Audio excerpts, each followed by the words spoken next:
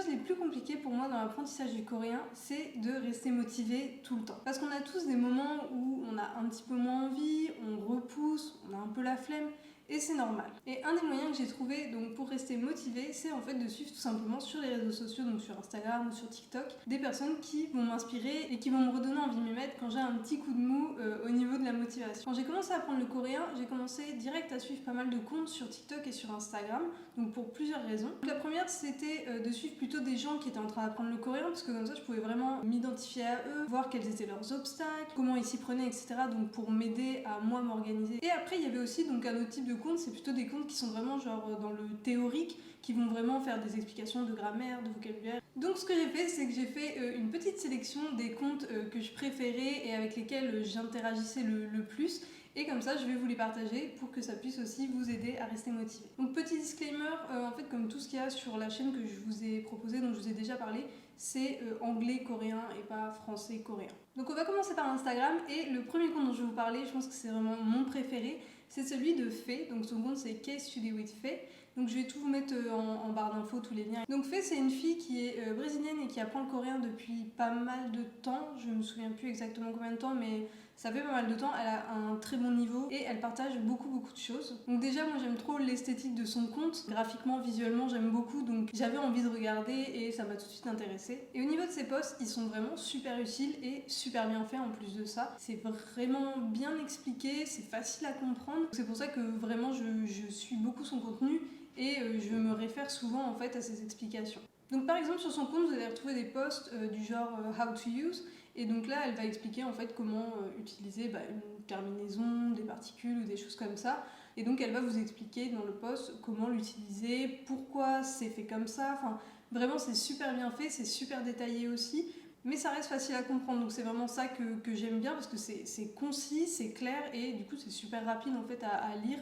Et quand on est là en train de scroller à l'infini sur Instagram, on voit son post et ça nous prend pas très longtemps, c'est-à-dire on n'est pas là en mode ah non il faut que je me remette dans mon cours, non c'est juste un post qui est joli, qui donne envie d'être lu, enfin moi personnellement je le vois comme ça. Et elle a beaucoup d'autres types de posts, donc elle a aussi du vocabulaire, elle a des astuces, des recommandations de K-drama, plein de choses comme ça, des petits tips, il y a vraiment beaucoup de choses et elle poste très souvent aussi. Et je crois que ce que j'aime le plus, c'est quelque chose qu'elle a commencé à faire assez récemment, il me semble, c'est de partager en fait des stories où elle va parler en coréen. Donc déjà j'adore sa voix, elle est trop mignonne et pour lui avoir parlé quelques fois, elle est vraiment super gentille, elle est adorable. Elle essaye toujours d'aider les gens, de répondre aux questions même si elle a quand même pas mal d'abonnés.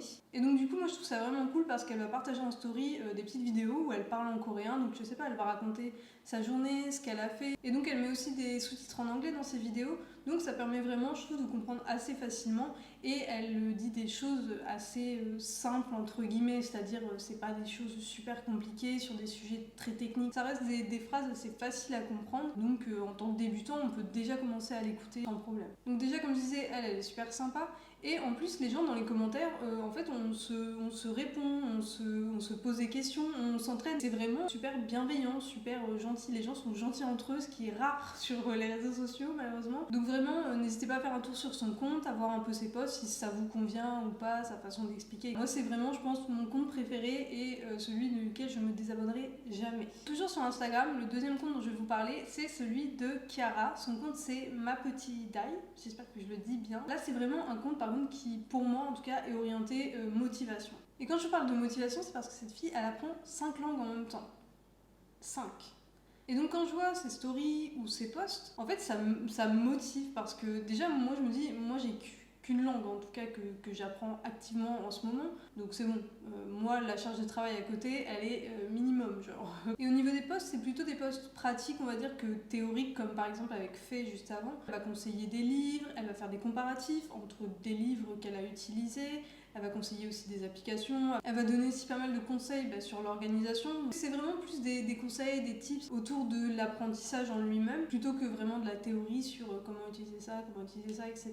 Donc je vous conseille de la suivre si ça peut vous aider à vous motiver, d'avoir des gens qui charbonnent à fond pour apprendre des langues. C'est vraiment du contenu cool qu'elle fait, c'est plutôt chill, elle fait aussi des petits reels qui sont un peu marrants et tout ça. N'hésitez pas à aller voir son compte, voir si ça vous plaît, si ça peut vous motiver, parce que moi je sais qu'en tout cas ça me motive à fond. Ensuite Ensuite, le troisième compte sur Instagram que je suis et que j'aime beaucoup, c'est Korean Study Junkie. Donc là, ce compte, c'est plus axé théorie, on va dire. Vous allez avoir pas mal d'explications donc, sur la grammaire, vous allez avoir du vocabulaire, vous allez avoir des petits tips. Et ce que j'aime beaucoup sur ce compte, ce que je préfère en fait, c'est les stories. Parce qu'en story, du coup, cette personne, elle va partager un peu comme des petits cours. Ça va être une suite de plusieurs stories. Je lis la petite leçon, je fais le truc, je fais les petits exercices, les petits quiz. Ça m'a pris 3 minutes maximum. Et en fait, ça m'a fait apprendre du vocabulaire ou réviser quelque chose sans vraiment m'en rendre compte, donc en fait c'est tout bénef, quoi. Le contenu en tout cas qui est proposé dans ce compte, il est de super qualité et du coup j'aime beaucoup et c'est pour ça que je vous conseille de le suivre, au moins pour les stories franchement qui sont super éducatives. Ensuite un autre compte que je suis et que j'aime beaucoup c'est Korean Bloom. Donc là ça va être un compte qui est encore sur la théorie, qui est plutôt focus sur le vocabulaire. Donc on va retrouver des posts de vocabulaire par exemple sur le thème de l'exercice. Et on va avoir donc tout plein de mots en fait associés, donc exercice, yoga, jogging, pilates, enfin voilà.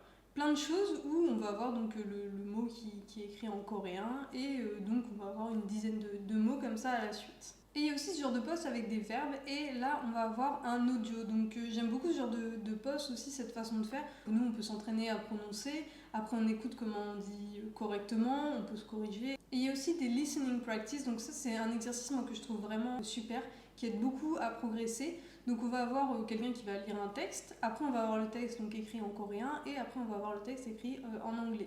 Et après, toujours dans le même post, on a un petit récap en fait, donc des mots de vocabulaire principaux. Et à la fin, on a des petites questions, donc avec un petit quiz et les réponses après. Donc là, on va voir ce post quand on est en train de regarder sur Instagram. Et en fait, ça va nous prendre 5 minutes. Et on va pouvoir faire un petit listening practice.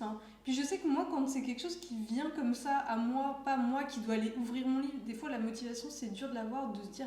Allez, je me pose, je vais ouvrir mon livre. Des fois, on repousse ce moment-là parce que, je sais pas, on a cette anxiété, cet obstacle, genre invisible, mais voilà, c'est le fait vraiment de s'y mettre des fois qui est compliqué et ça arrive, enfin, je veux dire, c'est pas grave, ça arrive à tout le monde, c'est normal. Mais voilà, du coup, moi, quand j'ai ce genre de choses qui vient à moi tout seul parce que je suis sur mon téléphone, et du coup, ça m'amuse en fait, j'aime le faire et j'aime voir que j'y arrive ou si je me trompe, j'aime apprendre du coup ce que j'ai pas réussi à trouver. Et donc voilà, quand je suis chez moi sur mon canapé en train de checker Instagram pendant beaucoup trop de temps et que je me retrouve avec un petit post comme ça éducatif, informatif sur le coréen, je me dis c'est bien, j'ai appris quelque chose. Genre ça me fait me dire ah bah tiens, j'ai quand même fait un petit truc. Oui, j'ai eu la flemme de faire ma leçon aujourd'hui, mais j'ai quand même appris quelque chose ou j'ai révisé quelque chose.